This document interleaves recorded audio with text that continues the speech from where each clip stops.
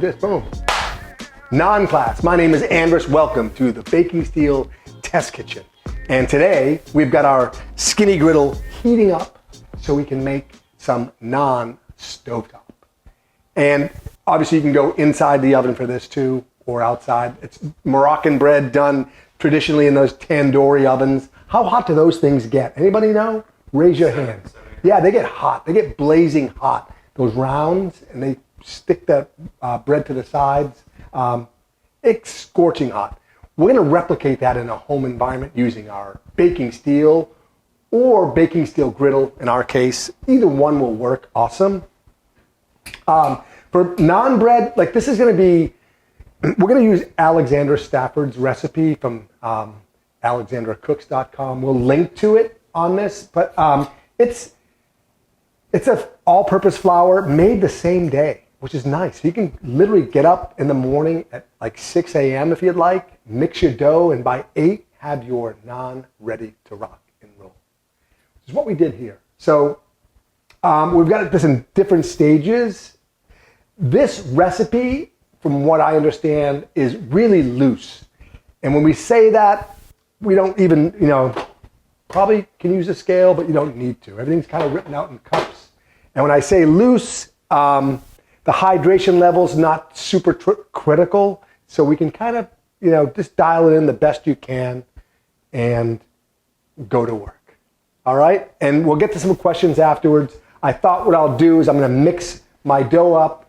I've got a batch set aside here for actually cooking today. So we've got this in stages for you. Like most recipes, you have a wet and you have dry. We're going to do our wet stuff together first, and then we'll combine it with our dry ingredients. Just keep it really simple. And, the recipe calls for lukewarm water and kind of taking your yeast and activating it, letting it bloom. We're going to kind of do everything at the same time. So our liquids, in this case, water, which is 3/4 of a cup of water, and we've got 2 tablespoons of olive oil. I put that in with my... and the other liquid is yogurt. And I know buttermilk is also requested in this recipe if you'd like to use it. We had yogurt in the fridge, so non-flavored, just a nice... This is actually a Greek yogurt we're using inside. 2 tablespoons. I really take my my wet ingredients and just kind of mix them up a little bit. This is a really simple way to do this, right? If you got buttermilk, that's fine too. Non-fat, fat, whatever. Whatever yogurt you like to eat, that's what we'll use in our... So I've got my liquid here. For the flour, requesting an all-purpose flour, super soft, super supple, same day kind of flour. This is a Bob's Organic Red Mill all-purpose flour. What I'll do is I'll take my ingredients one at a time, my yeast, which is I think 1 gram, maybe 2 grams of yeast, toss it in, whisk it up. I'll take a little bit of salt, and this is 1 teaspoon. What is that, about 12 grams-ish? Again, loose. We're not super required, super important to dial this in as much. Whisk that in.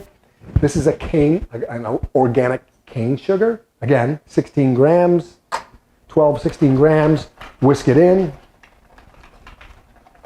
And now what I'm going to do is I'm going to take my liquids, my oil, and my yogurt, and my water, one final mix, and just pour it into my cup here. And I'm going to take my GIR and just, like I would my pizza dough, just stir everything around, get everything hydrated. And I might pull this out of the bowl just to give it a really nice kind of quick knead. And I say quick, like maybe 30 seconds, 40 seconds. Scrape it up.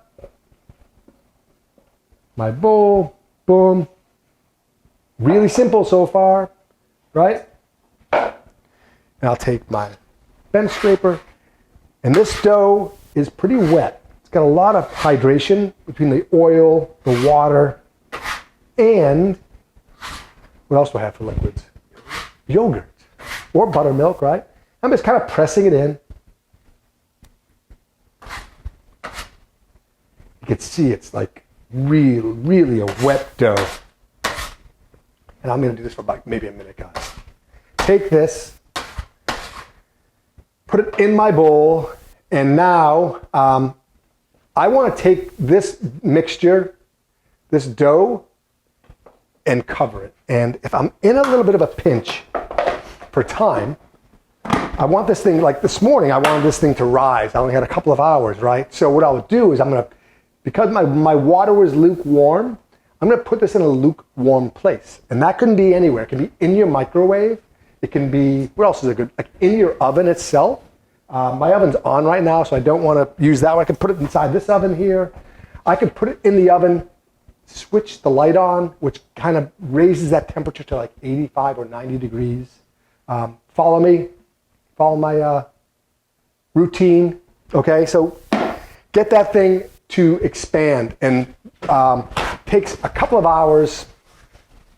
So guess what? We did this already this morning, and here's our dough. Boom. It's pretty much doubled in volume, almost doubled, and it's a really soft and supple dough. It's really nice, really soft. You can see you can see the gluten's a little bit in there, right? So now what I'll do after 2 hours, I'll take my dough out of the bowl, and watch how precise I am. I'm just taking a portion, literally, and slicing it, and eyeballing about that much. And I'll put this into flour. I'm going to be a little generous. I'm going to make a dough ball out of it. I'm going to take it and just kind of like I would like a miniature pizza, just kind of folding it into itself, right? Folding it. It's not a stress ball, so I'm being gentle, but I'm folding, okay? I keep kind of folding it into itself, just massaging it, and I've got a smooth side, and I'm going to pinch this thing closed. I've got a ball here.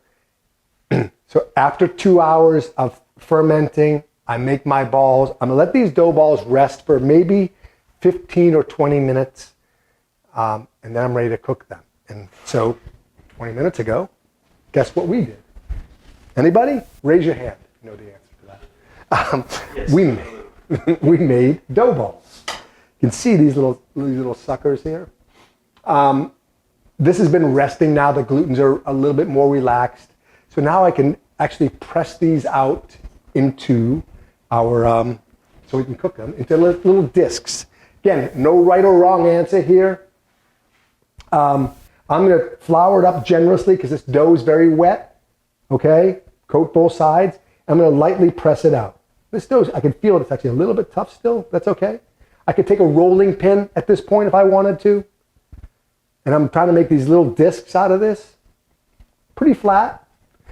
The rolling pin is going to tend to knock a lot of the air bubbles out. So more like flatter, like a pancake. But for this case, for class today, you can see, got these like naan. I think traditional, is it oval and traditional? I don't even know, Moroccan. Made by hand, so it doesn't matter. Yeah, make it by hand. Made by hand, right? So these are like artisan, like really cool. So anyway, got this little disc here. Should I make two of them just for fun? Yeah, why not? Try that again. Take this, coat it in flour. Again, these have probably only been relaxing for maybe 10 minutes. I made these 10 minutes. Should have made them like 20 minutes ago, so it'd be a little bit more supple. The glutens are still a little bit tight, but we're okay with that. I just press it out, stretch. And behind me, I've got my baking steel griddle preheating at about 400 degrees. Can we see it on that camera? You guys see what I'm doing here? You try to get a close-up. Should I bring that computer over here? I can do that. I'm going to move you guys a little bit closer here. Let's bring them like right to here. Can I bring this? Why don't you hand me the computer? I'll just put it right here. So you guys can see my close-up of my griddle. I've got my skinny griddle here. I've got it sitting over two burners. I've got, it's been preheating for like 15 minutes. It's about 400 degrees, right? Now what I'm gonna do is take my, my pieces of naan bread here. You guys can see these here. I'm gonna oil them up. So take some olive oil, right? And just kind of squirt some oil on. Place that right down. You can hear that sizzle. If you want to use butter, you know, feel free. You could use like garlic butter, another thing people would use. Or you can get some herbs, right? Some herbs would be cool to brush them on afterwards with some like garlic oil, some parsley, some chives, you name it. And we cook these for what? How long? Maybe 30 seconds aside, 45 seconds aside, maybe? Yeah? Fish.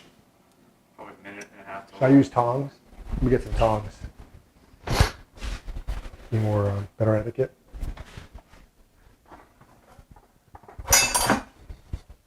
So you see my, it's gonna puff up still like our bread. I'm gonna give it a little peek. Look at that color, awesome, right? Boom. Same thing here. Boom. Ooh, look at that, my griddle's a lot hotter on one side than the other. So I gotta make an adjustment. I kinda like the darker better. Right? Do you think, Chef? Well, you get two different kinds, two different styles, right? I'll show you guys these in a second. But we're gonna cook these for maybe just a couple of minutes on each side. It'll be good. Season with a little bit of salt, right? I could roll these a little flatter too. I think the idea was just to let it sit a little bit longer than what I had, but pretty awesome. It smells good. You guys see it? It smells good, yeah.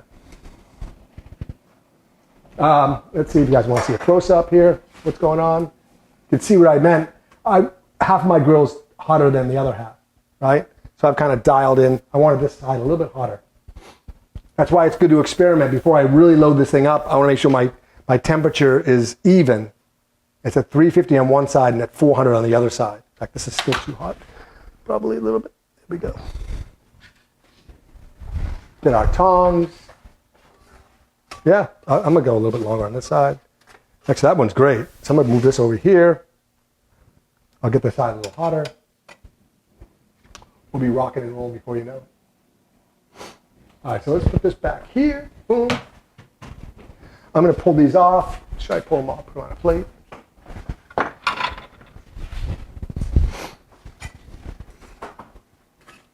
And like we would do our pita bread, let these cool a little bit. Stack them up. Put them in some like a paper towel or something, and not paper towel, like a cloth towel, so you can capture the steam inside. But you've got these great little, beautiful breads. And if you wanted to, again, we could chop up some herbs, some whatever you want. This is parsley. You could use chives. You could use really anything. Butter it on there. Boom. There's your. You can cook it on there too. Garlic, butter. Awesome. See our bread? Open it up. It's really soft and supple. Looks incredible, huh? It smells good. And a really nice flavor too. Really soft. Like a nice pita pocket. Gets you like that yogurt, that all-purpose flour doesn't there. Great. Thank you. My name is Andres. Chef Craig. Signing off.